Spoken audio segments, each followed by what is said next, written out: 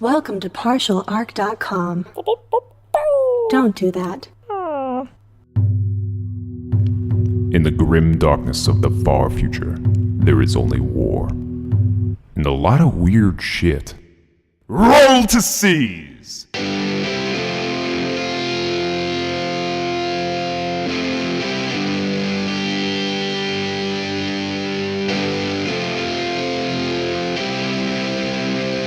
Welcome to Roll to Seize. This is episode 52. I'm your host, Jay Jones, and I'm joined by my co-host and Warhammer enthusiast, Andrew Dickinger. That's me. Andrew, are you... Oh, you got into the Spirit Stones again, didn't you? No, this is just me normally. Oh.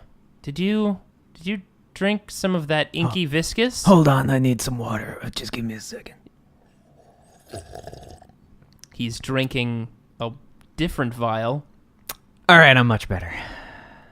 Are you, though? You sure about that? Yes. Look,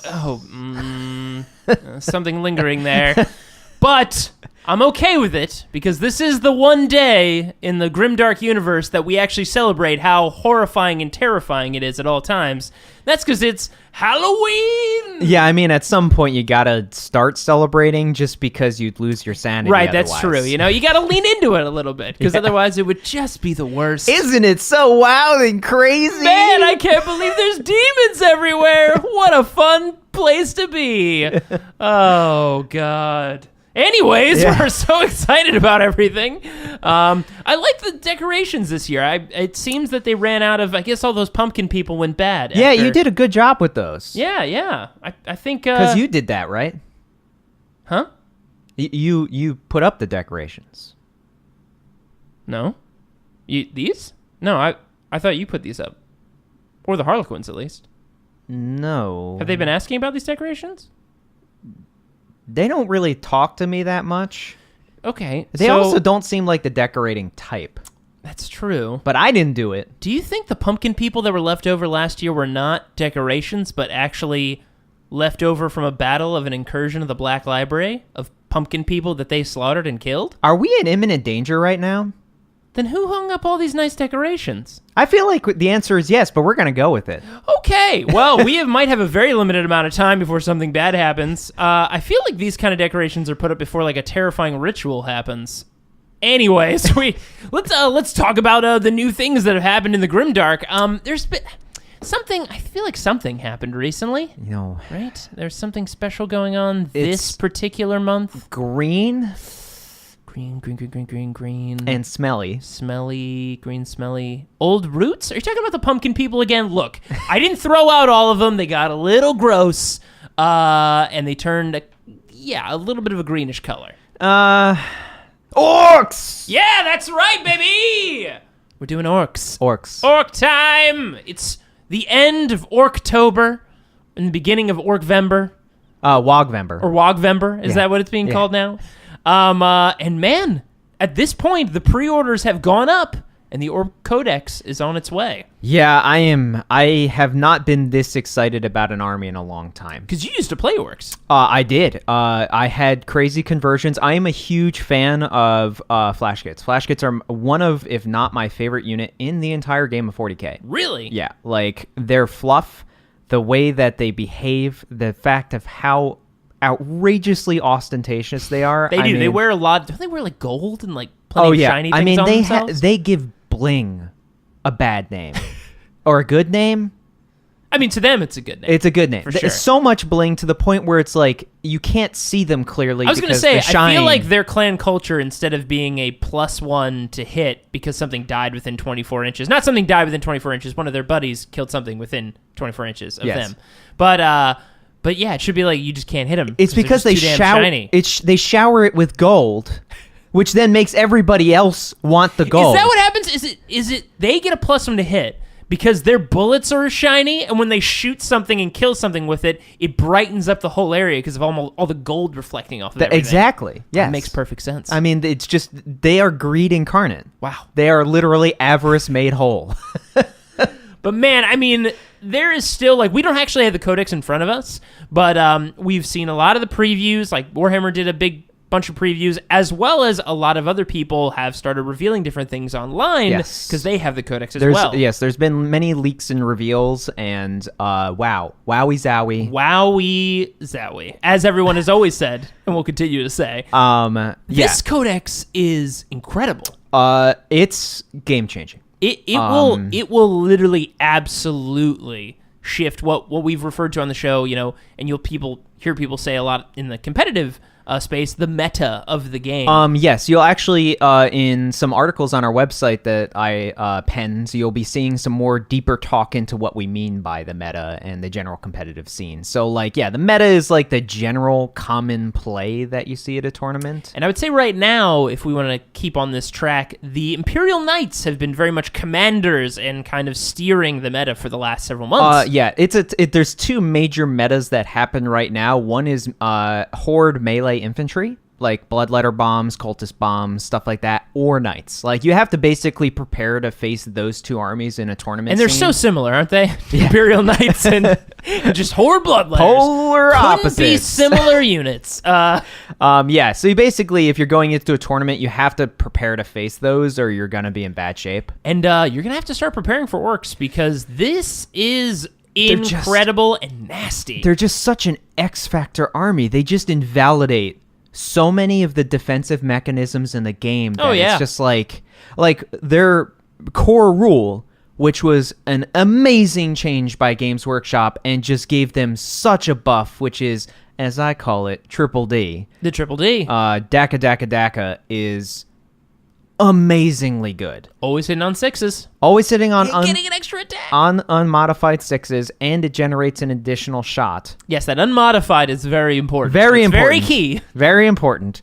But the fact that they have that, and most orc weaponry is number of shots. Yeah. So, against an army like, say, Eldar, who relies primarily on inflicting minuses. No, we don't.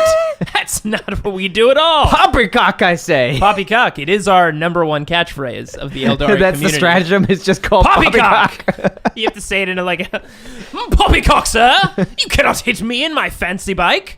Yeah, and then, of course, Agents of Ect is Boulder Dash! Yeah, Boulder Dash and Poppycock. It's the, it's roughly translated Eldari, right? Jesus.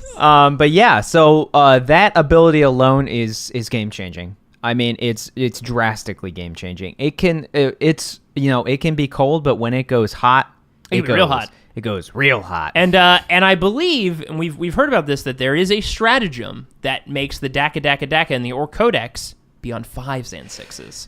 Unconfirmed. It's like 95% confirmed. But we do know it exists. We don't know if it's specifically for one type of unit, like a Ludas or something shooty, or if it's just for orcs in general. If it's orcs in general, that's very strong. That is wow. And more wowie zowie. For a player who tends to really enjoy the Eldari space, I can tell you all the rumors that are coming out about orcs is like Eldari people who enjoy Eldar and Drukhari, and this is gonna hurt. This army is going to beat the snot out of some surprised Eldar players for sure. Really, there's two, in my opinion, stratagems or abilities that they have that are just total counter Eldar. Yeah. The first one for regular Eldari is just Daka. That just is no. Guess what? Your minuses don't matter. It's a big and nope we get stick. more shots. Yeah, it's a big nope stick to regular Drukhari. Or to regular Eldari. The one for Drukhari, I feel honestly, is loot it. Which is when they kill a vehicle, then you can permanently add +1 to their armor save for the rest of the game. Yeah, and the Drukhari specifically run around with a lot of those vehicles, those little flimsy Venoms. A lot of light vehicles. And Ravagers, even though they have 10 wounds, they go down pretty easily. 1+ save Mega Knobs. That's a coming. Yeah. Oh, man. All our -1 tricks are going to be useless pretty much against this army. But the one that honestly was the hardest one for me to accept until I saw it, it's such a weird thing, but it's it fundamentally makes a unit so much more powerful, is the Scar Boys upgrade. It's so good. Suddenly making boys strength 5 is so huge. It's the magic number of the game. Wow.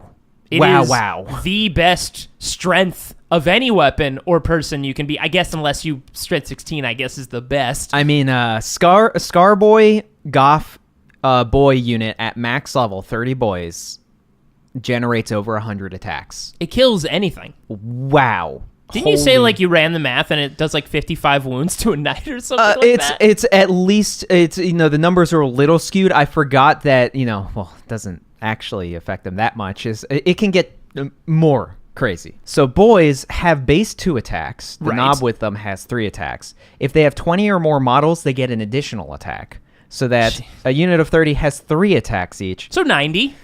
Then you can throw, if the psychic powers are the same, Warpath on them. Now I believe they are. Now they all have 4 attacks. It's a lot. And then they have a Choppa, which gives them an additional attack. So now they all have 5 attacks. 150 attacks, you say? 150 attacks. With a banner? You put a banner, now they're hitting on 2s. Yep. And then if they're Goth, every 6 generates an additional attack hitting on 2s. Yeah. Which with 150 attacks, this is like around 30 additional attacks. God. It's so many attacks. So yeah, a Scarboy unit, if it's buffed properly, will wound a knight upwards of 50 times. That's pretty amazing. Just like this green horde of orcs just like rolling over a castellan or rolling over like a fucking warden or something. If the knight could get bug eyes, bug eyes would happen at that moment. I mean, it kills anything. It kills literally anything. You might as well, if you make the charge, you're like, all right, do you want to pick all of these things up? You're like, yeah. They're dead. I mean, I can see a staple of most orc lists being a single Goth battalion that just has 90 boys in it. Oof. Like that. Granted though, with chess clocks coming into tournament play, that's going to be a hard army to play because it's just so many models. That's very true. And they're on 32s now, which makes it that their footprint is much larger. Mm-hmm. But I would say that you would be remiss to not take at least 1 unit of 30 Goth boys. Oh, yeah. And now, I mean, huge upset, though. Andrew, they did go up in points, Orc boys. They went up a massive amount of points. They went up 1 point. From 6 to 7 points. What a tragedy. 7-point Orc boys. That can get up to 5 attacks and can be strength 5. So we're not going to... We're going to teleport in and can get extra attacks on 6s. They got 2 teleporter stratagems. You may have missed the second one. Yeah. But yeah, they got just a general teleporter stratagem, which is if it's a unit, just a unit, which means all their vehicles as well, of 20 power level or less, they can teleport. Now, if Gorkanauts and Morkanauts stayed the same power level, they're 19 in the index. You can drop some boys in there. You can do so Battle Wagons now have multiple profiles, but the Bone Crusher one is the one with the Def Rolla. So that means you could have 20 boys inside of a Def Rolla Bone Crusher. Jeez. Teleport it in, 3d6 charge that motherfucker, and then have the boys do 20 attacks with boarding planks, and then have them dump out and attack afterwards. It's really, really good. I mean, and also like thinking through the clans real quick. There's 7 clans. 7 clans.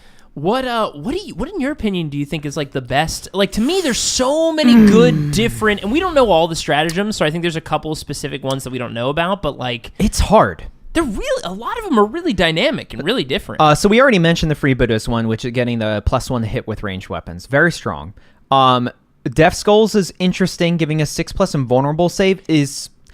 Here's the thing. With an army where everybody has t-shirts, that could be surprisingly good. Oh, yeah, especially if you have so many boys. Yeah. Like, making them always be able to take a save is incredible. Also, that's not the only thing that clan culture gives them. They also get a free... They also get a free reroll hit, reroll wound, and reroll damage. And the third one, which might even be the most powerful piece, is anything is objective secured. Yes. Which is crazy. Yes. You could have Killicans running around and being like, "Oh, you've got more people there? Oh, I'm objective secured. Sorry." Oh, well, we should when we talk about the tractor cannons, you just make them fucking Death Skulls. Yeah. Oh wait, they don't get cultures. They don't get cultures. Oh, we'll get into that. By the way, we heard about this a little bit. We should talk about the tractor beams. Well, let's just cut in. Let's just cut this. But beforehand, we did hear that there's been a lot of talk. Gretchen's, it sounds like, don't get any cultures, which is fine. Which is probably good based on everything else. But there's this new unit, or it's an existing unit, but it's gotten a buff.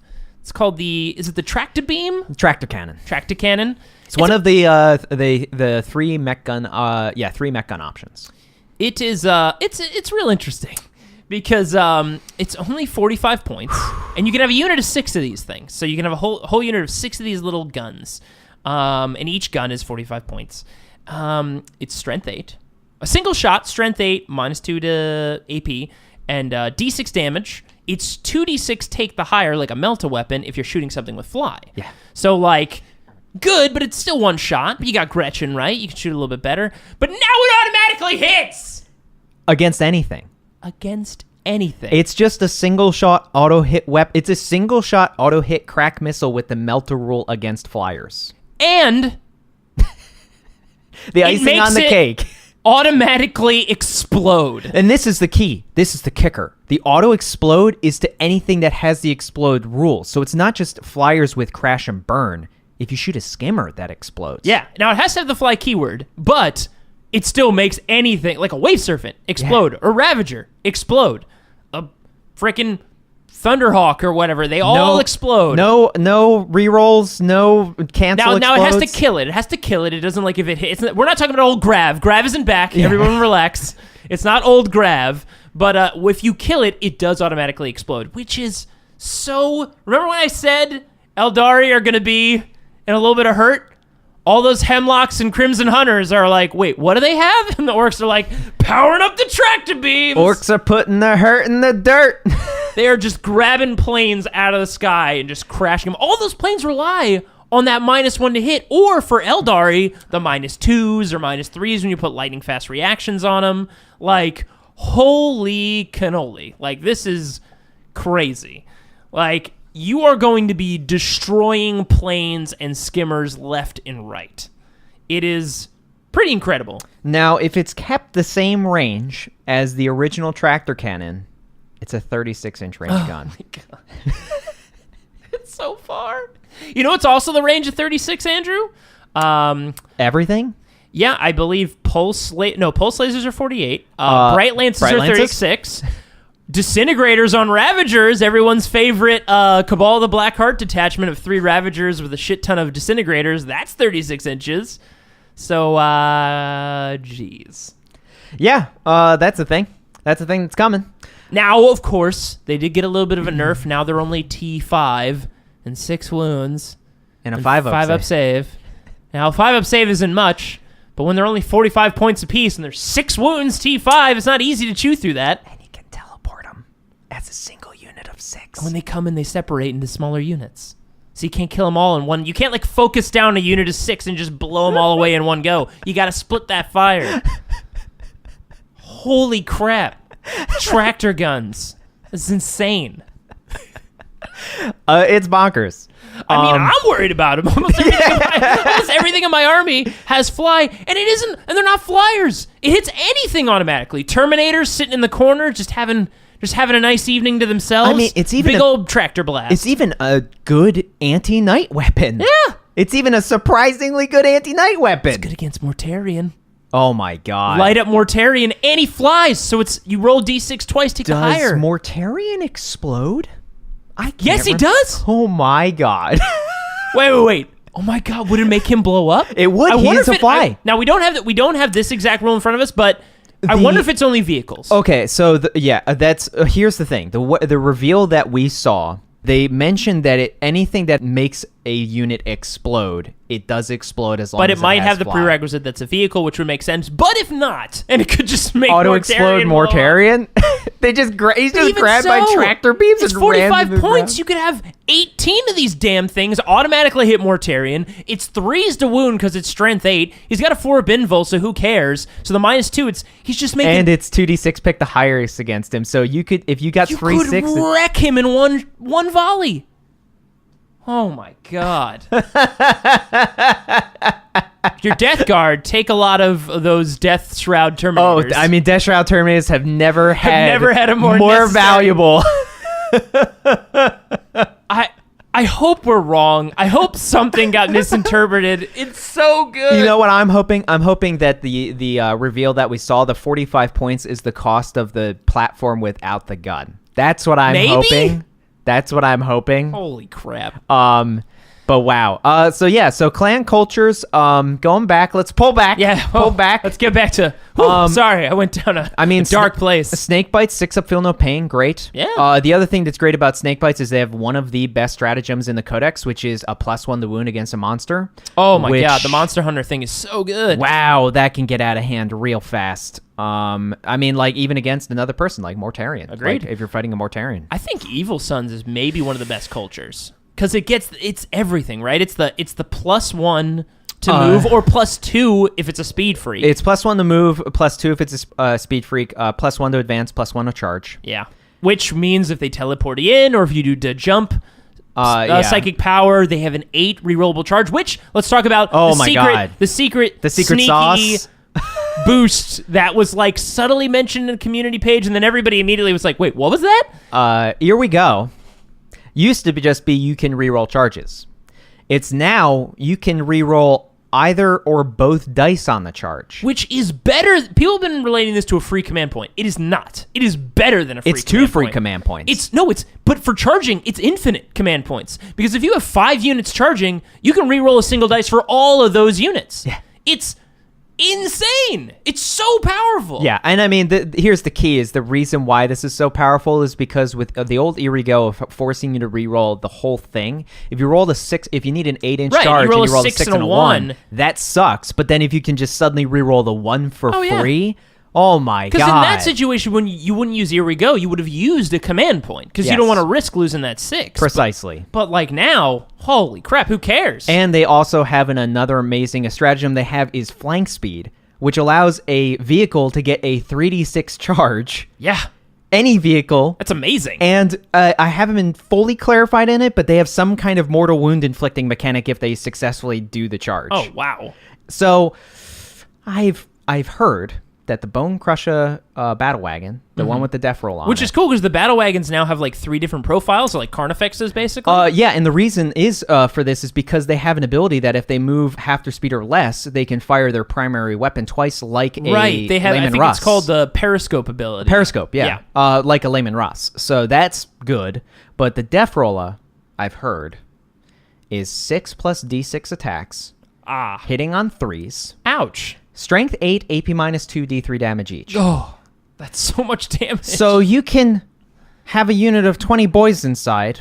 Roll that sucker in. Wait, we're missing a step. Oh, right. Teleporter. The battle wagon. Stratagem it for the 3d6 charge. It's 3d6 charge it, deal mortal wounds on the way in, then hit them with the death roller, then hit with 20 attacks inside because it's every guy inside with boarding plank stratagem. Well, only against vehicles. If you charge a vehicle, you can only hit it with the boarding party. Oh, it's only against vehicles? Yeah, it's only against vehicles. Okay. So that's not as good, but it's still 20 free attacks. Yeah, it's still free 20 attacks. I mean, again, if you do it against a knight, you just roll in, smack the knight a bunch of times Scarboys. with a bunch of Scarboys inside just attacking the side of the thing. It's still great. And it's just so ridiculous. And I will say this, while we were talking about this, I did go back real quick and I looked at the index. Again, we don't have the codex. And I looked at the mech guns and I looked at the tractor cannon in here to see a little bit about its profile. It does clarify that it only blows up things with a vehicle keyword, so hopefully that stays. So Morty, don't worry, you won't explode. Now, it does still say in this old entry that the weapons damage regular is only D3. So hopefully that stays. That means if you're hitting Terminators or things that don't fly, it's still only D3 damage. Yes. It's still strength 8. It's still -2 to AP, and it still automatically hits them. But, like, it's still better because it's only D3 damage. So if that stays, that's better. It's still crazy, in my opinion. But it still doesn't say anything about... It still says D6 damage against fly, so that could still mean 2d6 take the greater against Morty, which is so much. Yeah. So also we have to clarify that I was thinking of 7th edition. They were previously T5 and a right. In this, it does say they are T5 and 5+ save. So I guess that didn't change. I guess that didn't get worse. Okay. Yeah. So I mean, Morty still has the fly keyword, so it's very possible he's going to take 2d6, take the higher. He won't explode because he's not a vehicle, but that's still so much damage. And here's the other thing. Just thought about. We were talking about snake bites before. Snake bites, special stratagem, Monster Hunter. Well, hold on. We'll say that Grats don't get cultures. They don't get cultures, but we're not confirmed yet if, just like things can be a craft they world, will get clans. But they can get clans. They won't benefit from the culture abilities, but if they are technically snake bites, they could maybe, potentially, use the snake bite exclusive stratagem called Monster Hunter, where for 3 CP, anything that attacks that thing that's 10 wounds or more, it doesn't have to be a vehicle, doesn't have to be a monster, just anything that's 10 wounds or more, they get a +1 to wound against it. That means that potentially, for 810 points, you could have 18 of these tractor cannons, and you will automatically hit 18 hits, wounding Mortarion or Knights on 3s, but Mortarion on 2s, D6 twice, take the higher. Holy shit. Wow. That's crazy, in my opinion. That is nuts that exists. And it's funny that we should clarify why. And I know we've dug in a lot on this specific unit, but it is just very powerful. We need to clarify too of how good the Monster Hunter stratagem and why a lot of people are saying it's the best stratagem in the game that they have. It's because you activate it in any phase. Yep. Which means it's also usable in the fight phase. Mm-hmm. Holy God. It's so good. Wow. It's just a lot of great clan cultures. I mean, we can go into more stuff, but I think we've highlighted some of the crazier things we've heard. We'll be out here seen. we'll be at this for hours if we. But keep you're going. gonna see tons of boys. You're gonna see. I mean, we didn't even talk about the new buggies. I hear the jump, the teleporting one. The shock jump really dragster good because it's got a +2 to hit. It's basically an assault 2 weapon with a 3s to hit because of the grot gunner. And it's bad moon, so it reroll ones. Yeah. Yeah, well, I think you can actually. They're not specific. You can make them anything. But I mean, if you make it bad moons, you reroll ones. You reroll one. So it's there's a lot of amazing new stuff. Those new buggies look incredible. Those new kits look awesome. 3+ to hit rerolling ones, Dakajets. The names. Just saying. Yeah. Oh my God. This codex is incredible. We're so excited about it. And terrified. The tractor cannon. I'm really hoping I've missed something. And someone's gonna message us and be like, you completely forgot that they're 100 million points. But if they are still as they are, and you can take 6 of them in a unit, and they split apart, you can technically, with the rule of 3, you can take 18 of them, and they hit automatically. Wow. Just wow, man. All right, well, guys. That's some of the stuff we've seen from the Orc Codex. More to talk about next month as we fully delved into it, and probably a list. But for right now, we're going to move on to our favorite segment, our Seasons of the Month, where Andrew and I talk about some terrible mistakes we made in our previous tournament. So many. Always. Many mistakes. So, Andrew, I will actually go first this time. Well, that's good because I never make mistakes. What? Are you saying you're just going to pass when it comes to your round? You're just infallible? Pass. Impossible. Can't happen. Well, for mine, I'll talk first. I went to this last tournament, took the Clown Council again, if you listened to our last episode. Yes. The Clown Council is still going great. I made a couple tweaks to them. But overall, again, it's a big seer council, so it's a Warlock Conclave with 2 Farseers in it now instead of an Autarch. Skyrunner Conclave, yeah. Skyrunner Conclave, all on bikes. They all have fly keyword, which means those tractor cannons are gonna shit on them. You can't -3 to hit them. God. It's going to be so bad. Yeah, they're going to get automatically hit. And then I also have my other 3 units of my Skyweavers also have fly. So bunch of Skyweavers running around with Haywire cannons. Yes. Warlock Conclave running around doing power, shooting 1,000,000 shuriken cannon shots, and all this kind of fun stuff. And they did really well at the tournament. Still has yet to be completely destroyed. That's the correct. Seer Council. The Seer Council the Warlock Conclave has yet to be completely wiped out, whether at a tournament or in some of our playtest games. Yep. It has never been fully taken tough. out. I mean, 10 3 wound units with 4+ or 3+ invulnerable saves is with lots of minuses. Turns out hard to kill. Very hard to kill. And with this last tournament, I actually went undefeated. I won all 3 games, but yeah, well, guess what? I won one of those games by the hair of my my Eldari chin. Your chinny chin chin. My chinny chin chin, because man, an ironic matchup. Yeah, let me tell you, because it was my second game. Multiple level ironic matchup. Great opponent. He was very, very strategic. The game was incredibly close. I think I won by 2 points, maybe. And I was playing Necrons. Of all things. Now, everyone's like, what? Necrons, I say? I hear they are not doing so well. And it's true. Necrons are probably going to get some point drops and chapter approved. I love Necrons. They're actually the other army that I've had like waiting in the wings that I've tried them in this new edition. 2019 maybe Necron time. Yes. I mean, you've been in that safety bubble of Eldari for 4 years. For quite a while. It's very safe in here. You know, we got a lot of stuff. We got a lot of minuses. We got a lot of cool powers. It's a nice, comfortable bubble. It's very comfy. But I am looking to step out and actually to talk a little bit in the future. I am looking to actually start building up my Necron army again. Yes. And with all my fingers and toes crossed, hope that there is a big points reduction. Not like big and like huge swings, but enough. No, they just need army-wide reductions. Army-wide reductions where they can be like more playable, because I think they really do have some teeth, which I'm about to talk about. But I'm very excited to see what they do with them. Now, to talk about the game. So I got my Clown Council, and I'm playing Necrons. And there's a part of me, and this is where I made my first mistake. Hubris? I was like, not hubris, but I was like, oh, Necrons. I actually, and this is amazing, this is the first time I'd ever played against Necrons in 8th edition. I had to think about it. I was like, wait a second, have I played against this army before? I haven't. I know the codex, because I own it, and I was looking at them and building a list. So I was like, okay, I got an idea what this list does. And he had a unit of Tomb Blades, which are like the hovery guys that have a -1 to hit. In our opinion, awesome looking bikes. Awesome looking, and very good, in my Yes, opinion. They're very 2 good. wounds, -1 to hit. They are a very solid unit. They have 2 Tesla carbines on each. He was running all of them with Tesla. You can run them with Gauss. 4 shots but exploding. Yeah, Jesus. 4 shots exploding on 6s, which can get buffed. And most of his army was Tesla.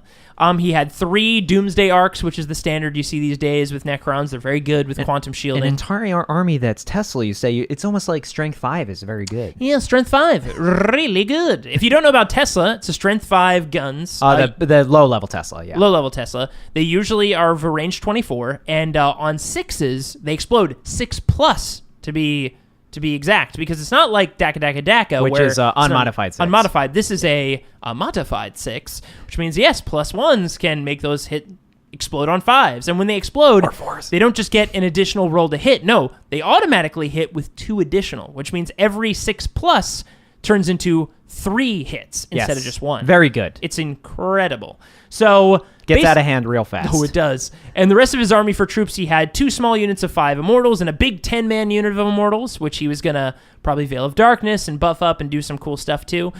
He also, I believe, had like a couple Cryptex around, Thank which God. are like... Thank God Immortals can only be in a unit of 10. Yeah, Oh my if they could God. get bigger, it'd be nuts. And then he had a 6-man unit of Destroyers, which is kind of like a standard take for Necron. Destroyers are just so good. I mean, that stratagem is just a freaking steal. Yeah, if you don't know this, they have a 1 CP stratagem that basically gives them a Bobby G nearby. We roll all hits and wounds. Real roll. All hits and wounds is so good. It's so good. And they have a flat 3 attacks apiece, or 3 shots apiece with range 24, I believe, strength 6, -2 or -3 AP, and D3 damage. Yeah. It's amazing. Good. So good. So I was against this army, and I was feeling pretty good, because usually my army does decently well against heavy shooting armies because of all my minuses. I'm like, my council basically gets an 8-1 because it's Alatok, and it also gets a -2 when I lightning fast reactions them, and if I throw a psychic power on them, which they had, conceal, they're -3. Yeah. So very hard for a gun line to deal with that unit. Absolutely. I mean, even making something like a Castellan hitting on a 6 is like, wow, that's tough. That's real hard. And then with my Skyweavers, they have an 8-1 as well. So, like, my army is just hard to hit with stuff at a distance. So I was feeling pretty good about this matchup.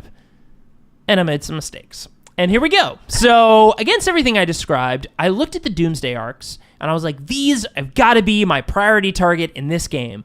I was very wrong about that. Because Doomsday Arcs, on paper, they sound scary, and I'm just thinking about this in the normal army sense, but against my army, not really. No. Because my army loves to get shot at by single shot that are very powerful, but like usually a few shots. And they have D6 shots, so like it's not outrageous. Yeah, it could be 1, it could be 6, but even so, even though yes, each shot is like pretty devastating, especially if they don't move, it's like strength 10, I think it's like -5 D6 damage or something. My whole army has invuls, which is at the worst they're 4-up invuls or 3-up in and some cases. your whole army has minuses, and even at 6 shots without minuses, you're still on average only hitting with 4 of those. Yeah. Like it's the single devastating shots that are good against things like knights, not so much against you. Yeah, and so, but for whatever reason, I didn't even think about that. Also, they're vehicles. My army's filled with haywire. They're they're a target that I can take care of in other easy ways. pickings, especially since your Haywire is bypassing their amazing ability, which is quantum shielding. That's right. So I targeted them first, turn 1. I flew everything up. I blasted everything at them. And then his turn 1 came. And this is where I was like, oh no. His army has a couple things going for it. One, Necrons have a lot of shots. The Tesla, as I've already indicated, gives them tons of bonuses. And against my army where I'm like, I got all these -1s to hit. So those shouldn't be activated. So it shouldn't matter. Au contraire.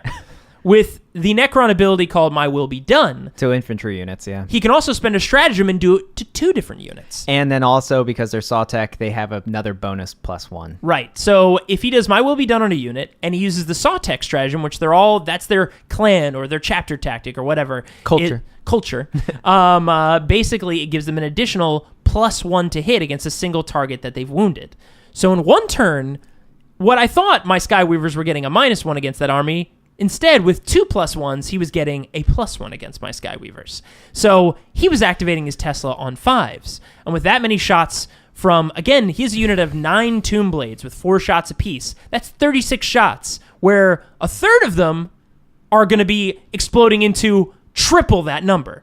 So you're getting a crazy number of Strength 5 shots, where my bikes are all T4. So he's exploding millions of shots on me. He's wounding me on 3s. And yeah, I have an invul save, but you know what? A 4-up. A 4-up invul save hates? A ton of wounds. That's what it hates.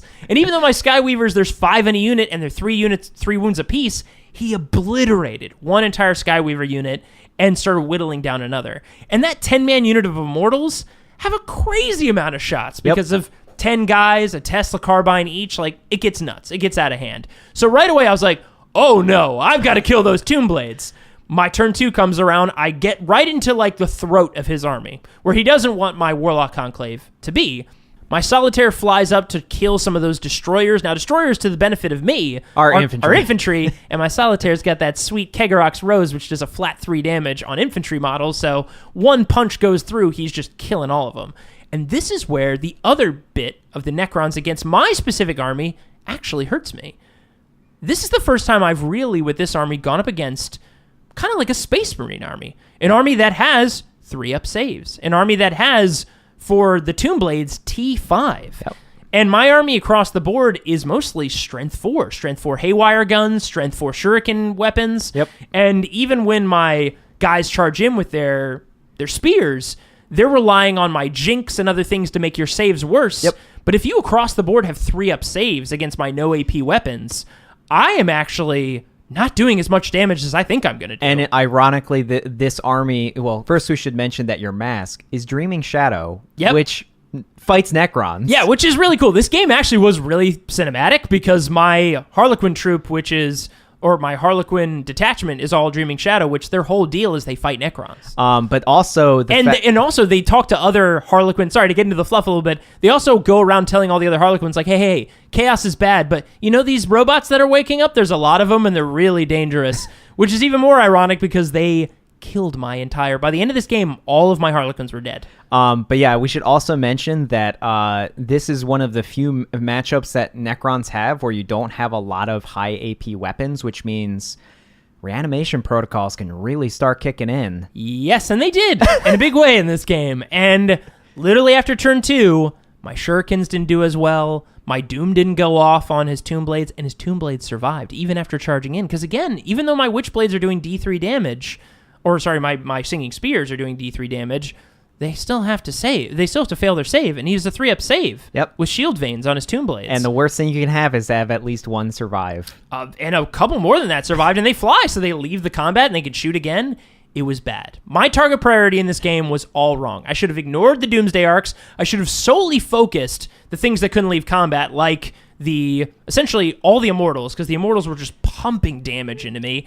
And instead of focusing on the arcs in the beginning, I should have focused all my shots into the Tomb Blades and just made sure they died instead of splitting things across, because reanimation protocols is real, and a bunch of them came back. And my Solitaire went in, only managed to kill 3 Destroyers. They swung back and happened to kill him because they had a ton of shots when he ran in, and then reanimation protocoled amazingly the other 3 back to life. He lost 3 destroyers and got all 3 back. So you initiated the combat, lost your solitaire in the process, and dealt no damage. And dealt nothing. So this game was tough. By the end of it, my Conclave, like, he killed everything else, but my Conclave is still tough to get through. It's tons of wounds, and by the time, like, I really figured out what I needed to do, like, dump a bunch of mortal wounds into them, do a lot of doom on the right targets, like, I eventually wore the army down and just barely made it out by, like, 1 or 2 points. I squeaked it out, and the thing is, like, he was playing amazing with his tactics. If he had changed 1 or 2 things, which he even admit, like, he forgot based on when we were ending the game, like, he could have even swung it to a win in his favor, which I think is 100% possible. So this was a very hard game for me against an army that you don't typically hear winning out a lot of games. It was an eye-opening experience, and it indicates how well the army can perform if they are just dropped in points a little bit in chapter approved. That's the thing. If Necrons with orcs coming out now, with Necrons hopefully getting some point drops. Oh, dude, Necrons with Tesla seeing orcs and just being like, my favorite targets. But, like, I have to say, like, if they get some points drops, I think Necrons can be really, really interesting in the meta today. Yeah, and what we mean by universal point drops is, like, they don't need, like, it's not like most armies where certain units, like now Castellans and stuff are being talked of going up in points and everything. It's not the singular unit. It's like everything needs to just drop at 1 or 2 points. Everything's just so darn expensive. It's, like, crazy. If that happens, when you think about it army-wide, those points add up. Yeah. It's the cumulative of points and that the are important. troops are the most expensive troops, like, in the game. Yeah, they're very expensive. An Immortal is 17 points. And as much as, like, reanimation protocols can kick in, it's very situational. Yeah, and you can, he got lucky with the destroyers when he rolled 556, right? But that doesn't always happen, and your enemy can stop that by just killing the whole unit. If they're all dead, they don't reanimate. Yeah. That's it. So we'll see what happens with Chapter Approved, and we'll probably talk about maybe Chapter Approved predictions a little bit more next month. But I'm excited to see what happens with Crons, and really hard-fought game. But a lot of mistakes. As usual. Andrew, now you don't get a pass. Pass. No. What was your C's? Okay, so I've kind of been dancing around a lot with my armies. I am trying to find my feet. I love Deathwatch, don't get me wrong, but I love playing a pseudo good guy. They still purge a lot, but they're like becoming a more of a good guy thing. And I also like the special forces of Deathwatch, and not a lot of people play them. But I was kind of like personally discouraged a lot by what I brought to the big tournament in August of how I was Hammer and the Hammer of Wrath, yeah. In Pasadena, where like I was using a lot of things that aren't original ideas, and that when I need an aesthetic with my army it's my own, or like I can't stay with it. Yeah, and I think, and probably some of our listeners and a lot of people out there can relate to this, like there are some people who really just enjoy like taking what they see works and just doing it, which if you like doing that, that's great, and you can keep doing that. But for a lot of people, I know you and me, we like making our own weird, unique, different lists. I need to have I need it to be from my own ideas. I can be influenced by other people, but I need it to still be my shtick, or like it doesn't feel like mine when I play it. And I can probably guess what some parts of that army you felt were. Well, I mean, the Slam Gweniuses had to go. The Smash Captains with the hammer, the Blood Angel guys, yeah. As much as I make cool models for them and everything, like you do have to keep them because they are very cool models. They are. I mean, yeah, of course. Andrew, if you guys don't know, Andrew does some amazing conversions. They looked really, really cool. I made, so if you know the anime Berserk, I made both my Smash Captains after characters from that anime and manga of Guts and the Skull Knight. Yeah. They were my Smash Captains. And if you don't know who they are, just look up Guts from Berserk, and you'll see a pretty rad dude with a giant freaking sword. Oh, I made that sword. It's pretty great. I'll take pictures. We'll post it on our website. Yeah, let's do that. We should do that. But so I've been like, I took a step out from them to see if like if they really what I want. Now I love my Knight. I love the Knight's detachment. I love running the Gallant. The Gallant with the fist is just hilarious. Here's the thing, like that is pure fun. I know, like Knights are really, really strong these days, but like he's so fun. He's so fun. Run around with a super fist and just punches everything. And as much as they nerfed the Zombie Knight stratagem, which they needed to. Oh my god, yes. Going from 2 to 3 CP was a good choice. I still am like the only person I've seen actually running it, which is ironic. But I think it's so crazy strong. But when it happens, it's hilarious. He's fun. I like Knights, but then again, in the meta, it's a very Knight-heavy meta right now, and that's another thing that discourages me. It was just like in 7th edition, I played Tau, but everybody was playing a Riptide wing, and it just made me not want to play Riptides. Yeah. It's just the way I am. It's just internally how I am. So I'm still finding where an army is. I can say right now I'm going headlong into orcs. I cannot be more excited for that army. Yeah. I played them previously. They are a joy. And you and I both have a love for orcs. I actually played orcs in the Age of Sigmar. Yes. I have the orcs. I still have that whole army. Yeah, even the though we Iron don't Jaws. play it as much lately. But I love the orc culture. And in 40K, we've talked about it, I think, on previous list buildings. But like the idea of like orc culture just being this pre-built thing that when they're born, they all fall in this grouping. They have innate knowledge. They're the most psychically powerful race, even though they don't know it. There's just so many amazing things about that faction that's incredible. Yeah, so probably not November, but afterwards you'll see me with orcs. But so instead, I stepped back and I brought my NIDs back out. And NIDs are in kind of a weird place right now where you haven't seen a lot of top tier NIDs, but they have been really dominating mid tier pretty hard. And I like playing with my NIDs. In general, it's just a fun army. So I was just like, I'm just going to go into this tournament with a fun army. Now, that doesn't mean that I play well with them, and I definitely make mistakes a lot, all the time. And we're going to talk about... you and I approach the same tactic the same way, where we are like, you know what? Instead of practicing with this army before a tournament, I'm just going to build it. And then play with it. And just play with it immediately. Totally untested. Without testing it at all. Perfect strategy!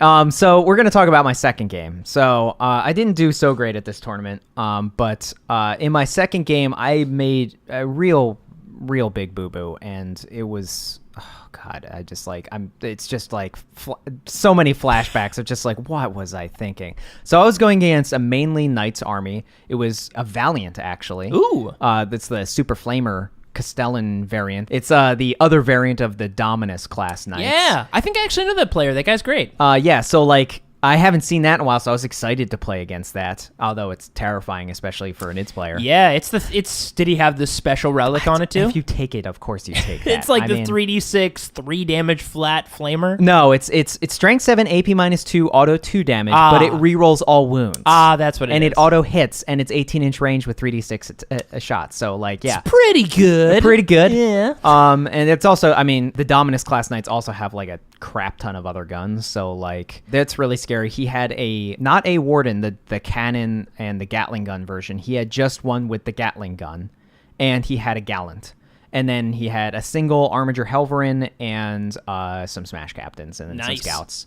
So it was like Smash Captains and Knights, and I was just like, shit. Now I had Old One Eye. I had a bunch of melee Carnifexes. I had Swarmlord. I had a Neurothrope. I had a bunch of other stuff. I had some Biovores, which unfortunately I feel like Biovores are too expensive now. Like these days, yeah, a little bit. Their point increase of 12 points per model was like way too hard. Oof. That was just so hard, and I was just like, why did they do that? I blame it on you for taking 15 Biovores that one time. I did.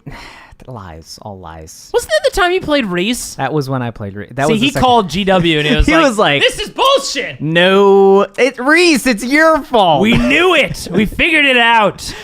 Just like what you did to Tau. Just kidding. That's a really bad rumor that everybody loves joking about. Reese is a great guy. I'm just kidding, obviously. But yeah, so I had the option, because I got first turn. Now, if you don't know what Stormlord does, we've mentioned him a lot of times. He can give a unit, including himself, a free extra move. And this can be really powerful, especially with Kraken, because you can do a double advance and then move a second time. And if you get a psychic power off, you can still charge. So I had the idea that I was going to Alpha Strike his Gatling gun Knight, because that was the hardest one for me to deal with immediately. The Flamethrower Knight I couldn't really get to, and I didn't want to charge into that. Because, Flamer. Yeah, because Flamer. Real strong. Bad. Flamer bad. So I was like, I can deal with the Gatling gun Knight. Now, here's mistake number one. Mistake number one, I didn't ask him what some of the stratagems and abilities are of the house he chose, and the house he chose is the one where if one of your knights gets charged, then for a stratagem, you can overwatch with things within 12 inches. That's right. So I charged that, and the Valiant overwatched with all of its fire. Swarmlord anyway. Oh. Good. And then I also made the mistake of, basically it just started with me charging with Swarmlord and him not doing enough damage and then dying immediately. So now I've lost Swarmlord. That's 300 points of my army gone, and the double moves that I can do. Yep. And a big having to shoot something thing and 2 psychic powers. Here's where step number 2 comes into play. He was the only one that I gave Onslaught the run and charge ability. Damn. Yeah. So he died, which made now all of my Carnifexes very slow. And nobody else could give him that buff. Nope. Wow. You had all your eggs in that basket, and you threw your basket into a fucking furnace. So dumb. So dumb. Oh, God. Oh, no. And so it basically snowballed from there to, like, just everything went out of control to the point. Now, I still put up a fight, and it was a loss, but, like, not a big point difference loss. So I still put up a fight. But I think by the end of that game, like, all I had left was... I also screwed up the deployment with my Rippers and didn't deep strike one of them, so I just lost it by turn... by turn 3? So, oh, God. So, yeah, so it, like I said, snowballed. Just snowballed out of control. Once I lost Swarmlord, it just, like, put a kink in the machine of my tactics, and I was like, my brain couldn't function normally anymore. And I should point out that the unit of Ripper Swarms that I forgot to deploy was the shield against his Smash Captain coming into the back lines and charging the Biovores, which he then proceeded to do and kill all the Biovores. So, like, at the end of the game, I think all I had left was one Ripper model, I think was all I had left at the end. Wow. So But not tabled. I didn't get tabled. It was the end of turn 6, and he wasn't able to kill the one Ripper, I believe, and that was it. Like, he was just hiding in Did you kill any knights? I killed 2 of the 3 knights. Oh, that's huge. So I did still manage to kill 2 of them. Well, yeah, it turns out, old One-Eye does business. The business. And he got the double strike against the Valiant. So, like, that was a big deal. Oh, did you take down the big flamer knight? Oh, I took everything down but the Gallant. The Gallant, like, was just a thing where, like, by the time the other 2 were dead, all my tools to kill knights were already gone. That's fair. And so it was just like, there was nothing I could do to stop the Gallant. So it was just like, Like, if I had protected my Biovores, then the Gallant would have actually been the easiest thing, because I could have just kept missing and surrounding him with Spore Mines and basically prevented him from moving for the rest of the game. Man, I gotta say, it is fun to run Imperial Knights, though. Just to think that you can just have a Castellan, a Valiant, and a Warden, and just you have all your shots and your punches and your flames that you want. It's just what a nice, relaxing army. Yeah, to just have all of these. They do everything. They do everything. It's pretty good. Yes, it's not to say that the army is easy to play, because in a tournament setting, it's hard because they don't score points very well. That's very true. That's definitely not saying that Imperial Knights are easy to play. Also, if you lose one of them, it's a big hit. It's a big hit. But if you go against an army and you get a good, like, turn, like, it's hard for certain armies to come back. When they get momentum, they get big momentum. They're a rock going down a steep hill. Yeah. But yeah, so, like, many mistakes were made. I need to just faction focus, and I need to just find an army, and I can honestly say orcs have everything I want. The Green Mistress has called you back. The Green Mistress has called me back. That army sold me on... all the other stuff is icing on the cake, including the buff to flash kits, which are my favorite unit in the game. But the thing that sold me for that army was the Triple D rule. Triple D is, like... Yeah. It's amazing. in my opinion, the best army-wide rule in the game. And that's a tall statement. Very close second is Here We Go. Here We Go is also amazing. The reason I say it's a bold statement, the reason I say Triple D is so good, because you have an army with a lot of shots, and it bypasses the main defensive mechanic of most armies, is -1s, and it ignores it. Yeah. And that's so good. Especially for orcs, which already have not the best shooting to begin with. Yes. But now, I don't know. I don't know if their shooting's that bad. 5 to a 6, whoa! Except the 6 is now auto hit and generate additional shots. Woo! You can make it 5 and 6, and it generates additional shots. I'm excited. That's just crazy. Also, I like orcs because they're pure chaotic neutral. Because like they have heroes, but they're also, it's just for the joy of it. You can we've have talked real about fun. this. They're like the ones that are literally having the most fun all the time. I can have a fluffy, fun army that's also competitive, and that's a great spot to be in. They're the universe's like what? White blood cells, right? They're the great equalizer. Yeah. They don't care if you're good. They don't care if you're evil. If you're down for some scrapping, they can punch you. Orcs don't lose. Yeah. If they win, they lose. If they lose, they win. Yeah. Wait, no, that's not right. If they win, they win. They lose, they win. Makes sense. Yeah. Solid logic. As long as they get the fight, they win. All right. Well, a few more decorations have gone up while we've been talking. Also, that weird scarecrow thing in this corner. Let's Oh God. Yeah. Okay. Let's move to the Brown Library. Does that make sense? Yeah, let's do it. Yeah. They have heavy walls.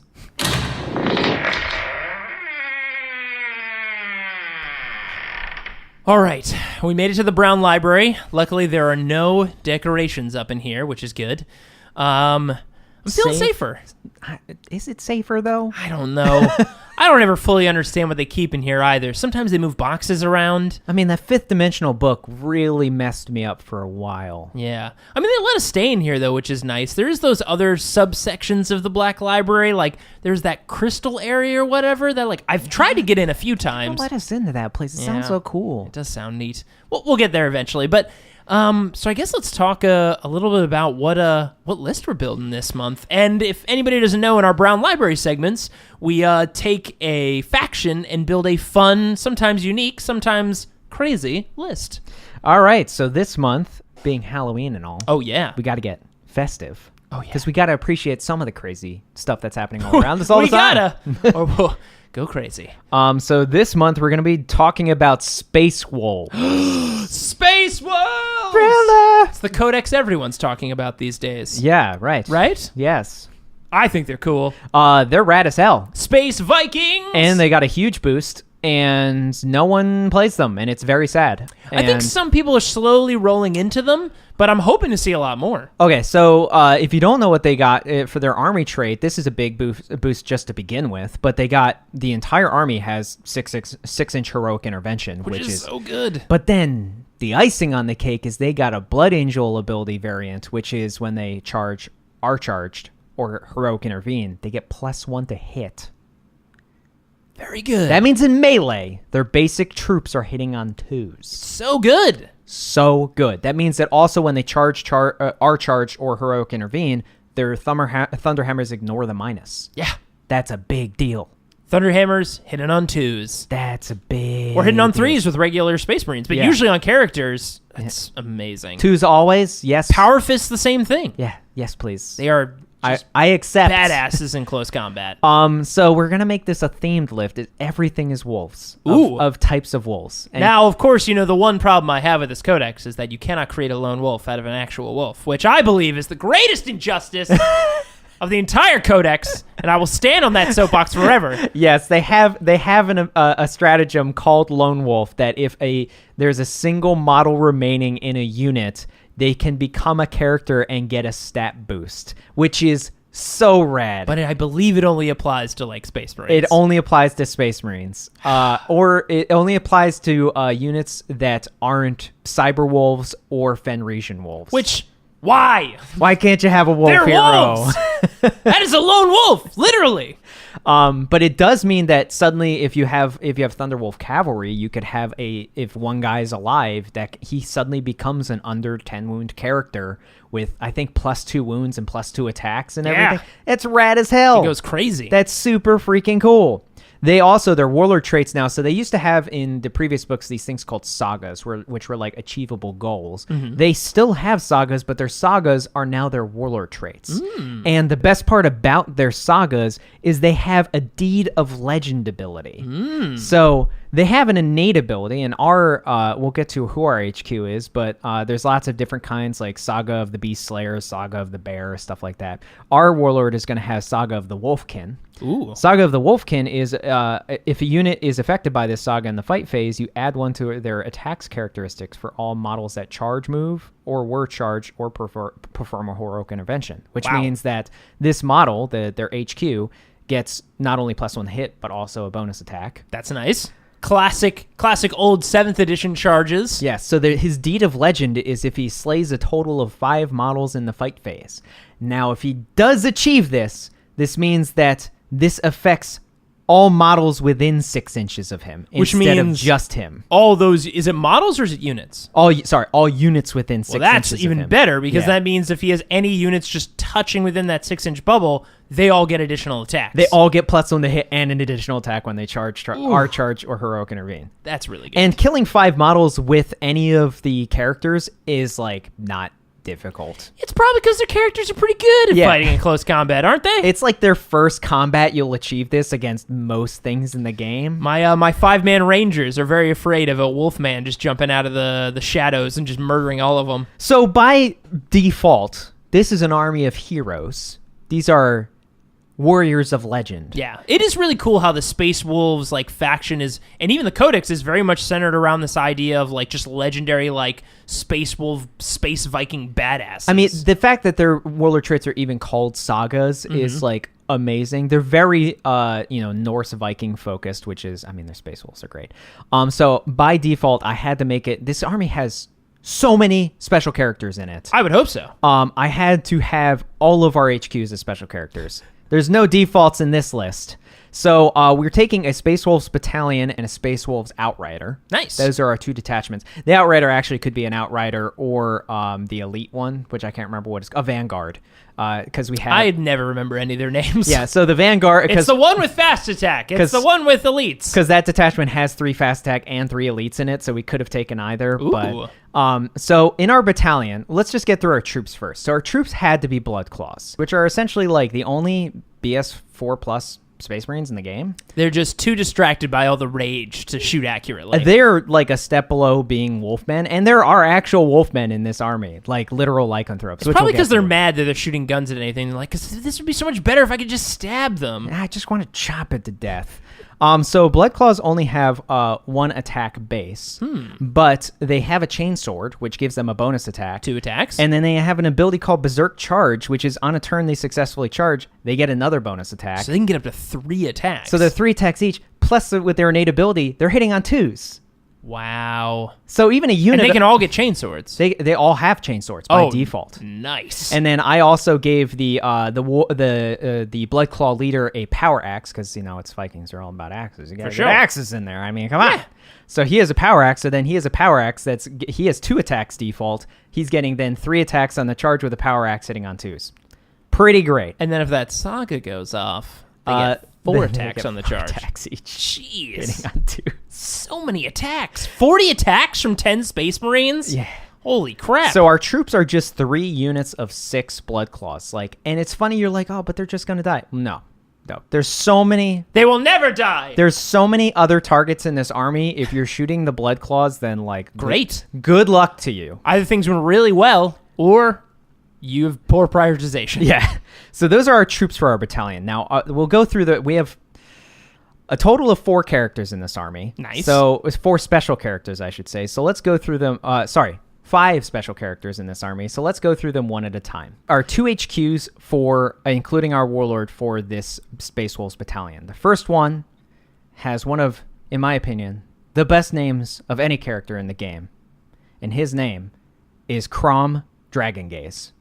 Krom Dragongaze? First of all, if you've ever watched Conan the Barbarian, the god that Conan worships is Krom. So this is him. This is him. Become manifest. This is him become manifest. He was like, whoa. There's a lot of crazy stuff going on in this universe. I need to get in on this action. He also has an... Did you say Dragon Gaze? Dragon Gaze. This is the craziest name. I've never heard of this character. Krom Dragon Gaze. Yes, okay, so the names are just going to stay as crazy. Of course. So he has a melee weapon that also has one of the coolest names ever. It's called the Worm Claw, spelled WYRM, like nice. dragon worm. Right, because I assume he holds the gaze of them dragons, and then he just cuts them down. With the Worm Claw, which is a dragon claw, of course. Pretty solid. Which is really good. I mean, he's a 5 wound character, 3+ save. He hits on 2 pluses. He has a 4+ invulnerable save like any normal captain. Nice. 5 attacks. He's strength 6 with his weapon, AP -2 D3 damage with 5 attacks. That's great. And remember, he gets, the +1 to hit in combat. And then he also, with his fierce eye, his dragon gaze, enemy units are -1 leadership within 3 inches of him. And then, like any other captain, he gives a reroll 1s if you're within 6 inches. So he gives them, the crazy eye, basically? He gives them the crazy... I'm going to give him the crazy eye. Crazy eyes. Yeah. And he developed this from just staring at dragons for too long. He stared at a dragon so long that the dragon just ripped off one of its own hands and gave it to him because he was like, you deserve this. Because he broke the stare first. He was like, damn, I lose. You get my hand, I guess. It was a weird agreement. It's a weird agreement that we made. So then our warlord is... his name is Harold Deathwolf. I'm sorry, what? How do you go from Krom to Harold? Harold, get over here. And it's not Harold, it's Harald. Oh, it's Harald. It's okay. Harald Deathwolf. I thought it was Harold. No, it's ALD. Oh, okay. It's Harald Deathwolf. Okay, that's better. I thought it was Harold. So this is the first of Hey, Harold! Yeah. We gotta kill this guy. So this is the first of our Thunderwolf Cavalry HQs. Nice. Our special characters. I mean, this guy's a freaking monster. If you know of any of the Thunderwolf Cavalry HQs... Well, you know why he's a monster? Because when he was younger, forever they kept calling him Harold. And he was like, it's Harald. And they would just tease him about it. And that's when he knew he had become the biggest and the most baddest badass of all time. Just too far. You went too far. The man's now on a giant wolf. And so if you don't know anything about Thunderwolf Cavalry, they have a 10-inch base move. They get +1 toughness, so he's T5, like any Thunderwolf Cavalry. Nice. He's also, as a character, a 7-wound character, which is really good. He has a 3+ save, a 3+ invulnerable save. Very good. Always great. He has a cool melee weapon called Glacius. Ooh. Which is a... Is it cool because it's also a glacier Because they sword? use frost weapons, you got it! You son of a bitch. How dare you? So it's +2 strength, so he's strength 6, AP -2, auto 2 damage. And if you inflict any unsaved wounds on a model, but it does not slay them, on a d6 roll of a 6, they also take a mortal wound. Fun. Neat. And he has 5 attacks, which is good. Yeah. Thunderwolves also have an ability called Crushing Teeth and Claws, which is when you attack, they get 3 bonus attacks at strength 5, AP -1, auto 1 damage, which is just nice. That's pretty cool. Just nice bonus attacks. Okay, so this guy's special rules is where it gets awesome. This is the beginning of, like, this is Army of Auras. There's so many auras in this So many army. auras happening right now. Oh my god. So many bonuses, so many auras. Remember, this guy also has the Warlord trait, so then he will get a bonus aura if he kills 5 guys. Nice. Which with his weapon, his 5 attacks, and the wolf is super easy.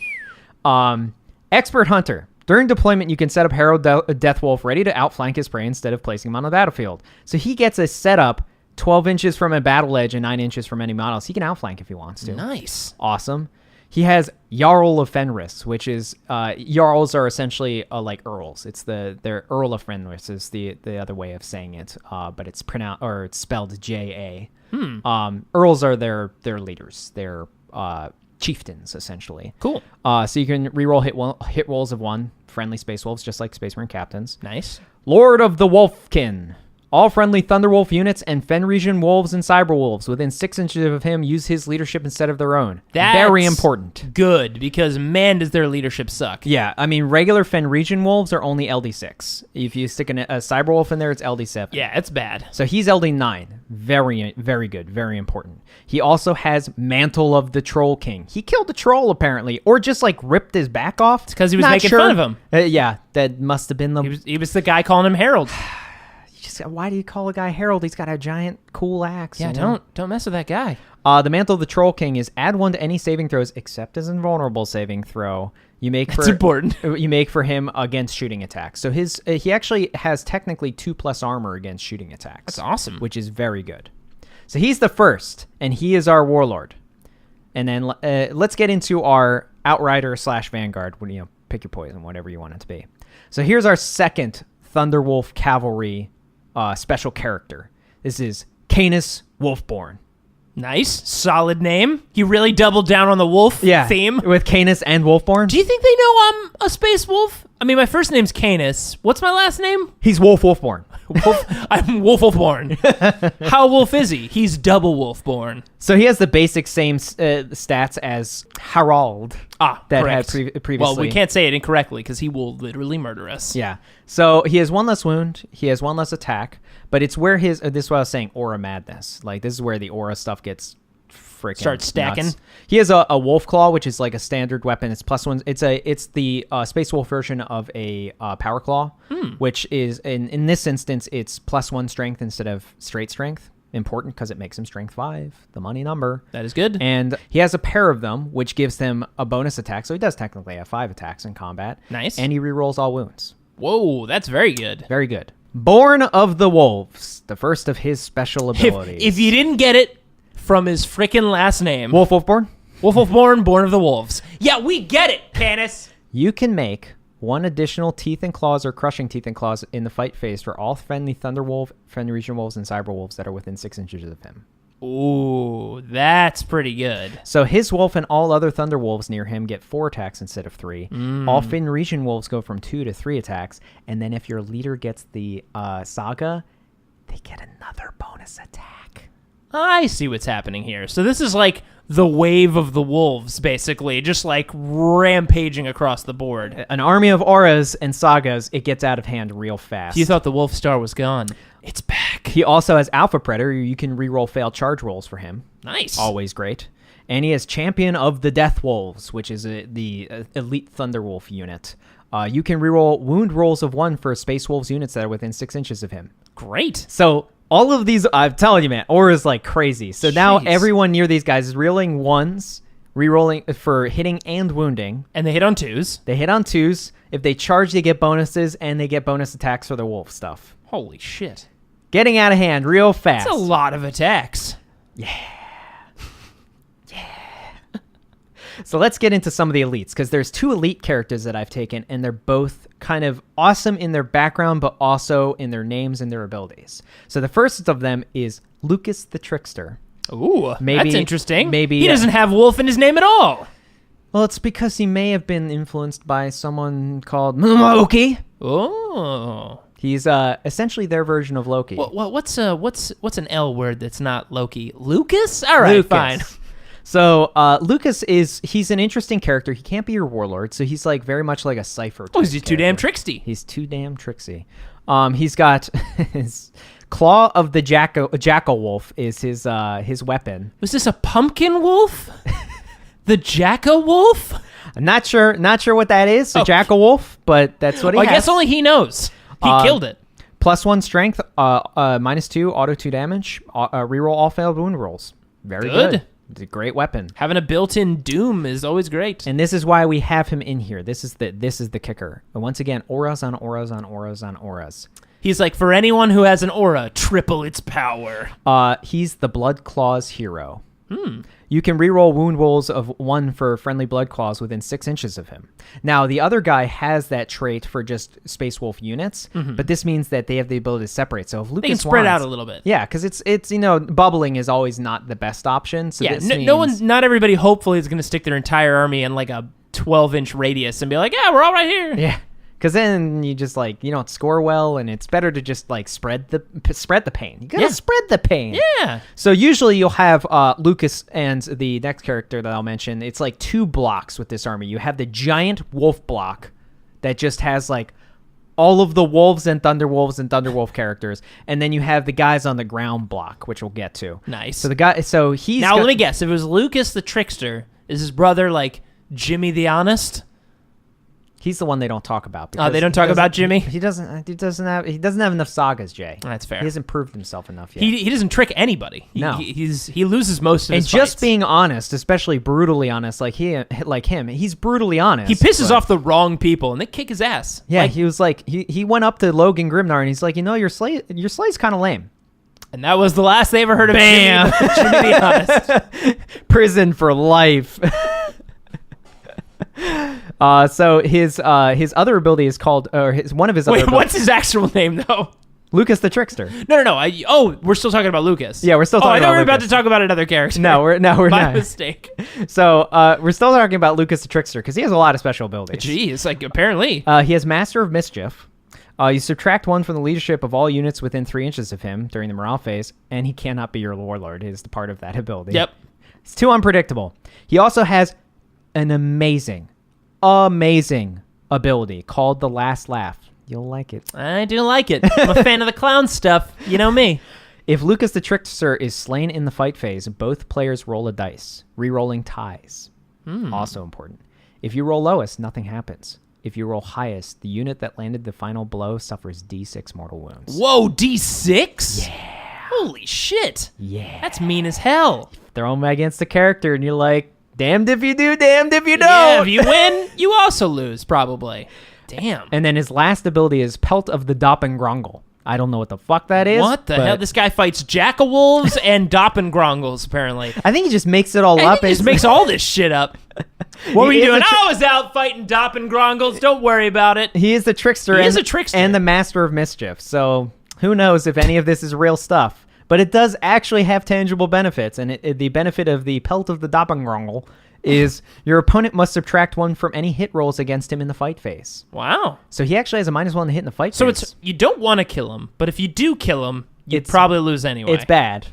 That's fun. Yeah. It sounds like a fun character. He's a very fun character. And like, it was the reason I really enjoyed taking him is because I like Blood Claws as the troops. They're my favorite troops that they have. And he buffs Blood Claws, which is like awesome. Nice. Shoo in. Easy choice. Now, our last one has a far more obvious name and less creative, but also great. He's called Murder Fang. Pretty straightforward. Pretty good. He's actually I think he's, of all these names you've described, the only one I've ever heard of before. Yeah. But Murder Fang, I mean, straight to the point. No last name, unless his first name is Murder and his last name is Fang. No, it's all one word. Okay, that's fair. He's a diva. He's their prince. Yeah, he's Prince. Murder Fang. Of course. Yeah. What's his surname? It's his surname and his first You name. don't need one. In fact, go ask him. We'll never see you again. So he's a bit nuts. He's Murder Fang? He's a blood claw trapped in the body of a dreadnought. Oh boy. And They gave me more claws? He's a little crazy. He is really, really nasty. Well, first of all, you're saying, oh, Dreadnought, but Dreadnoughts aren't good. Well, he's an 8-wound character, so he can't get targeted. Aha. Very good. He has a 3+ save. He has no other save, so that he's just relying on that regular 3+ armor save in combat. Holding strong. But whoa, man, can he get out of hand real quick? He can fight knights. He can? Okay, I mean, I guess anyone can. So he's weapon skill 2+, and especially if you get the Saga off, and then he gets +1 attack when he charges. Jesus, that's nice. He's weapon skill 2+. He's an 8-inch move. He's toughness 7, 8 wounds, just like a normal dreadnought. It's good. He's strength 6. We'll get to that in a second. Why that's important. He has 5 attacks base. Okay, here we go. That's a lot. Here we go. His melee weapon. He has a Stormbolter and Heavy Flamer. Who cares? His melee weapon, the Murder Claws, is strength ×2, so strength 12. That's good. AP -3, auto Very 3 good. damage. Whoa. Yeah. You can reroll failed wound rolls for this weapon. That's amazing. So good. Holy shit. Here's where it gets crazy. Murder Lust. You can reroll failed charge rolls for this model. Nice. In addition, in a turn in which he made a successful charge, he has 7 attacks instead of 5. What? 7 attacks, strength 12, re-rolling wounds, hitting on 2s? Yeah. Flat 3 damage? Holy shit. He munches stuff. He hits you. And then he keeps hitting you. And then he keeps hitting you. My and you're just God. having a bad time. That's incredible. Yeah, so then you get the Saga off and he's near your Warlord. He has 8 attacks on the charge. Damn. That's great. He's very good. So he's kind of like your X Factor unit of just like, you can't target him for a while, but when he gets there... And I feel like he'd be one of those units where like people are like, dreadnoughts, whatever, and they just leave him alone, and he just, just charges it and just kills something. You're like, whoa, I didn't know he could do that. Yeah, you have a Knight Gallant walk up, he's like, I'm a Knight Gallant, I'm fine. And then all of a sudden this angry, screaming Dreadnought comes at him. Yeah, he's just like, what's that sound in the distance? You sure? Yeah. From far out, yeah, you just hear... Oh, he's jumping off like a rock, like hitting you in the face. Yep. Okay, so now we get into the first of the beefy units, because all of the rest of this Those army weren't is... beefy? No. They felt pretty beefy. We haven't gotten to the beef yet. Felt very hearty. That was a very light. That was very filet mignon. Now we're getting into the rib That roast. was so nice. Big old ribeye. So the first big unit that we're going to take, because we have to have wolves, as many wolves as possible, and good wolves. So we're going to take a unit of 10 wolfen. That is not exaggeration for people who haven't seen them. They are literal wolfmen. So a little bit of background. Let's get into some background here. Space wolves have, so all of Space Marines have a gene seed that is like taken from their Primarch and then injected into all of them, and it basically adapts them into a Space Marine of that chapter. But it also gives them unique abilities and traits that come from that Primarch. So for this army, it's counted as they're getting additional +1 weapon skill, and their heroic intervention is like, that's like adaptive personality and physical traits they've gotten from their Primarch. Yeah, it is. I guess they all wake up being like, man, I love fucking throwing axes and punching people in the face. And snow and wolves and shit. I'm all about this. God, I just love those wolf t-shirts so much. But usually a lot of them have sort of genetic mutations as well that occur. And in 2 Space Marine chapters specifically, there's also a flaw. So for Blood Angels, their flaw is what they call the Black Rage, which is eventually... basically all Blood Angels will go crazy and become murder machines, and they need to be locked up. Like, they will just lose their minds. Pretty dark. They don't fight their allies, but they are impossible to get off. The enemy will be long dead, and they're They'll still just be punching. pummeling the crap out, yeah. Space wolves, they get a couple unique things. First of all, they all get long hair and a need to braid it with gems and stuff in it. I love it. The braiding is like a genetic defect. Yeah, we don't know. We left him in there. We didn't give him any rope. We didn't give him anything. It seems that he used his own hair to create rope to braid his own hair. I may have made that up right now, but I believe that is part of the trade. They also get... No one refute this! They also get fangs. So you notice, like, they've mentioned things like blood claws and long fangs and stuff like that. That's a literal trait. Like, their fingernails turn into semi-talons, and their canines grow. And the longer they're alive... I like it's interesting how we've got, thanks to these defects, we've got space werewolves and space vampires out there. Yep. So then... Yes, their genetic defect is they wrap themselves all the time. Just, we don't know what it is. They're just wrapped from head to toe and wrapping. So strange. And him, they all spend their time in lagoons. And that guy's got bolts in his neck. What's going on? It's almost like you're making a Monster Squad. Monster Squad factions. Well, I mean, technically, you could say the Mummy is Thousand Sons. You could. You could. They do have that Egyptian aesthetic. You did. You could. Maybe they are. Accidentally. Space mummies. Sweet. But yeah, so as they get older, their fangs continue to grow. So, like, there's the reason the eldest of them are called... Wolfguard or Long Fangs is because they actually have long fangs. They're not the most creative when they come up with their naming. It's very obvious. What do you mean? You're talking about the same army that has a guy named Canis Wolfborn? You said it wrong. It's Wolfborn. Oh, yeah, sorry. Wolfborn? I wonder if he's into wolves. Let's ask him. We've come around the full circle here. Their genetic flaw is that they become wolves. Like, they literally get to the point where they can fall to the curse of the Wolfen, which is what Wolfen have, and they sprout talons, they grow fur all over, and they become literal bloodthirsty wolfmen. Yeah. Like, that is not an exaggeration. They are literal werewolves. It's crazy. Yeah, and very good in close combat. Yeah, it turns out you don't want to fight those wolves. Turns out werewolves in space in the 40K universe, pretty good. So let's talk about these wolfen, because they're great. Now, I took the roundabout approach. I took an approach that most people don't do with Wolfen. A lot of people, in my opinion, put too many eggs in one basket with Wolfen and give them a Thunderhammer Storm Shield because you have to take it as a pair for them. And I think it just juts their points up too high. I think it's like too much of an ask for them, even though getting the 3+ invulnerable save is very useful. I put them on Thunderwolves, and we'll get into that in a second. So Wolfen are weapon skill 3+. They move 7 inches, a little extra. They're a little more lickety split. That's good. Strength 5 base, very important, always. Yep. 2 wounds, great. 3 attacks base, 4 on the pack leader, which is okay. Ouch. They only have a 4+ armor save normally. So that's where people are like, but why didn't you give them a 3+ invul save? Because it's freaking expensive. That's why. To give them that, it's 21 points to give them a Thunderhammer and the Storm Shield. Really? And they're already very expensive. Holy crap. So for a 2-wound model, I'm like, I don't know about that. So instead, I gave them another unique Space Wolf weapon, which is called Frost Claws. Now, their leader automatically has Frost Claws, but all of the models in the unit, they normally use their Wolfing Claws, which are just their hands. Yeah. But they can all take Frost Claws, which are like souped up ice Space Wolf power claws.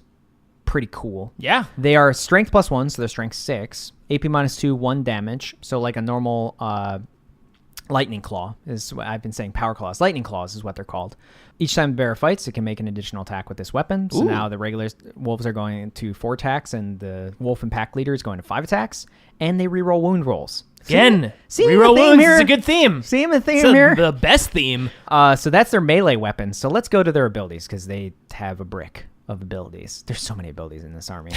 So many auras, so many abilities. You need like flashcards to remember all these. I mean, we have 5 special characters, but it would be so much fun to play and so themed. Oh, yeah. So thematic. So they have Bounding Lope. Models in this unit can advance and charge. Already great. Oh, yeah. Already great. Death Frenzy. This is your favorite. This is such a good ability. It's so dumb. Roll a d6 each time a model in this unit loses a wound. On a 5+, that wound is not lost.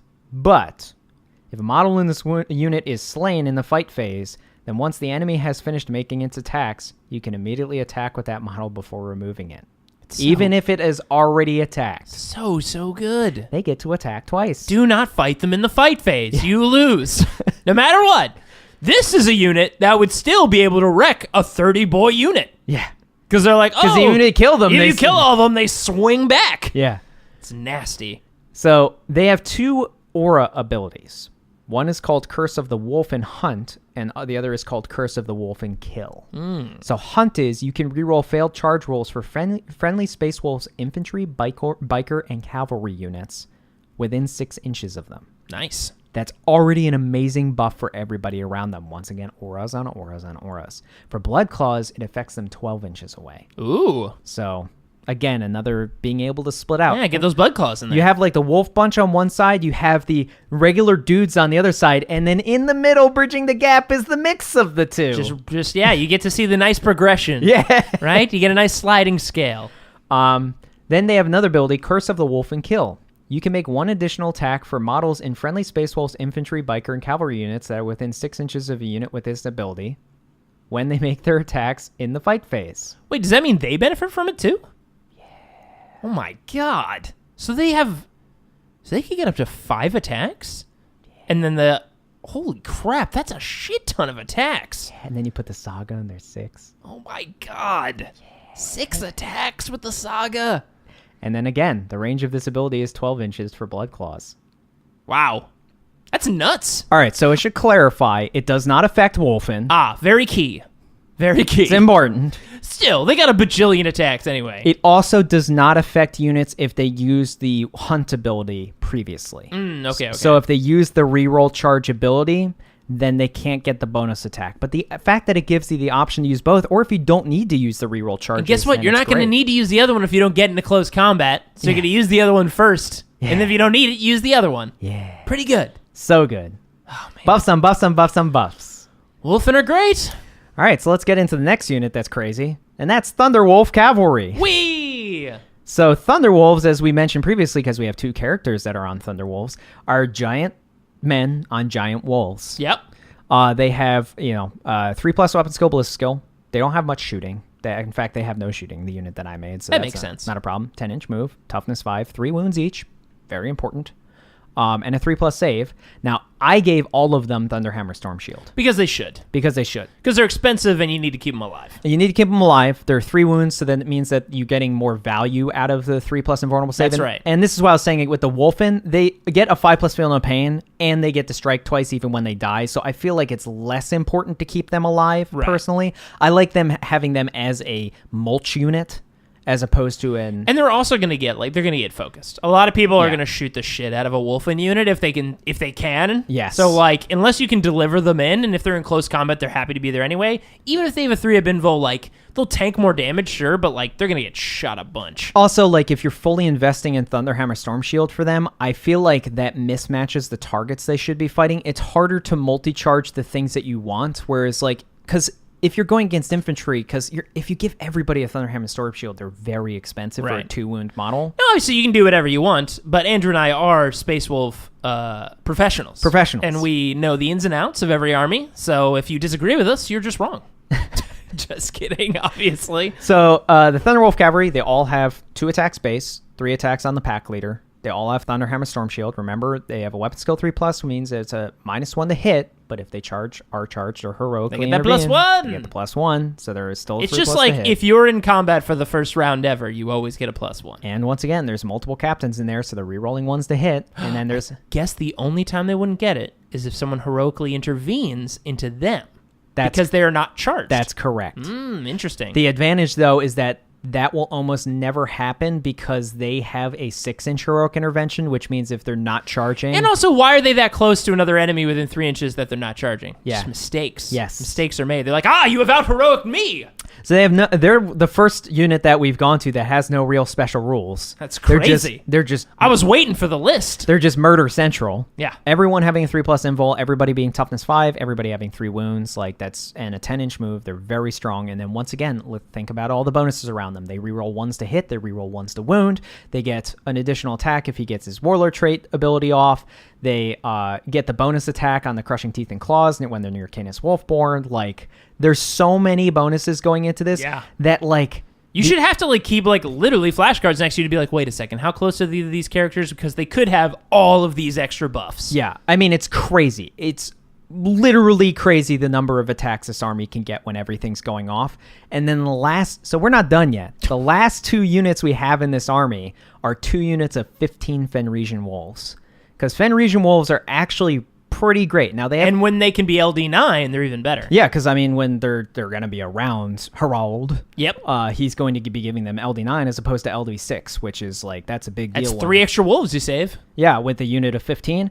Now, Fenrisian Wolves, remember, they're getting a bonus attack if they're near Canis Wolfborn. They're already 2 attacks base. So they're 3. So they're 3 attacks. Their weapon skill 3+. Their strength 4, AP -1 with 1 damage. That's great. And then they have an ability called Swift Hunters. You can reroll failed charge rolls for this unit. Nice. So, like, and they have a 10-inch move. So, like, this is a fast army with an insane number of attacks. Now, unfortunately, they don't get the +1 when they charge. I was hoping. Because that ability only affects infantry, biker, cavalry, or dreadnoughts. Fair enough. It doesn't affect beasts, which is I guess because it's only the ones that are born with the gene seed. Well, they're not space marines. They're just literal wolves, but still. But still pretty good. But I mean, you think about that. 15 of them, 3 attacks each. It's 45 attacks hitting on 3+ that are strength 4, AP -1. Like, that's crazy. That is very, very good. That's a lot. And I'd be happy with it. There's so many. The thing that's unique about this is that having so many characters, the things that you can shoot at are either like space, like a blood claws, which is like, well, good. You're shooting at blood claws. It's not a bad thing. Even 1 blood claw remaining can do work. Yeah. You have that chunk with the blood claws. You have Wolfen, which are hard to kill by default. And if you kill them in melee, like, you're already making mistakes. True. And then you have a unit of 6 Thunderwolf Cavalry, which are all 3 wounds with 3 up invul save. Good luck. And then you have 5 characters behind that and an additional 30 wolves. So, like... It's a ton of bodies. That's a lot to go through. And they just need a turn. Yeah. Just by turn 2, they're going to be in your face. Turn 2, all of the infantry, the guys on the ground, they're going to be advancing, which is fine. Like, they advance turn 1. Turn 2, at the very least, all of the cavalry, the Wolfen, and the Fenrisian Wolves are going to be on you, like, bar none. There's no way to avoid it. So fast. And with the entire army, like, I was adding up all the buffs. It's kind of insane. They're all getting these +1 attacks abilities that basically the entire army has reroll charges. The entire army can get +1 attack if they don't need the reroll charges. Tons of the characters have rerolled a wound. Yeah. Nuts. Reroll 1s to hit, reroll 1s to wound. Yeah. Or just straight reroll wounds because of the weapons they've taken. They're all basically hitting on 2s when they charge, except for Thunderwolves, which are hitting on 3s. It's just a weight of crazy space Viking attacks. Yeah, it's just so much. Like, I don't know what army can survive this once it's there. Yeah. It's too much. It's so many attacks. Because let's remember, we didn't go over the Thunderwolves that deeply, but remember, all of these guys have Thunderhammer Storm Shield, which, do you remember what those things do? Oh, I know what a Thunderhammer does. I get hit by them all the time from Blood Angels. So 2 basic attacks on the regular guys and 3 from the pack leader. That means a unit of 6 has 13 attacks that are strength 8, AP -3, auto 3 damage. Very strong. Wow. Ouch. So, I mean, like, and it has a good spread, too. You have a lot of anti-infantry mulching ability, but then you have the Thunderwolves, all of the characters to deal with vehicles. Like, there's plenty to go around. Yeah, I like it. Now, what is the name of this list? But, of course, with the theme of the holiday, we have to call it Thriller Horde. Thriller! Thriller Horde! That's a song, I don't know why. Why did you just start singing that? It just popped in my head. You know, I feel like I said Thriller in the same way earlier in the podcast. Yeah, you did. Weird. Wait, wasn't there an old virus called the Thriller virus?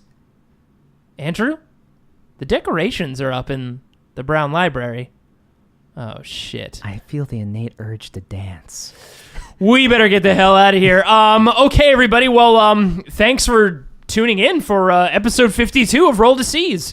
We'll be back again the end of next month. If you'd like to listen to other episodes and other podcasts, you can check us out on partialarc.com. Otherwise, we'll see you guys next month on Roll to Seize. Bye! Goodbye! I hope we don't die.